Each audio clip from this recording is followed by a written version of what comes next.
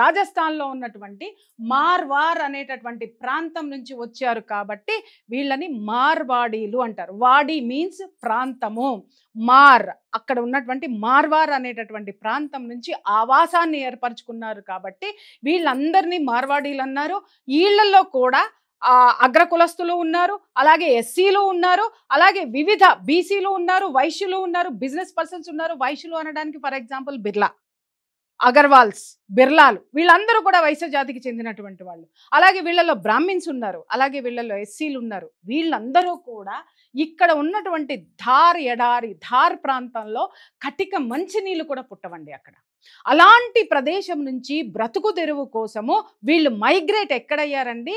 ప్రపంచ పటంలో ఎక్కడ వెతికినా కూడా వీళ్ళు ఉంటారు. Not only in Telangana.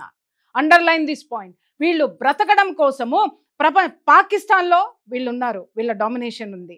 అలాగే పక్కన ఉన్నటువంటి దేశాల్లో ఉన్నారు.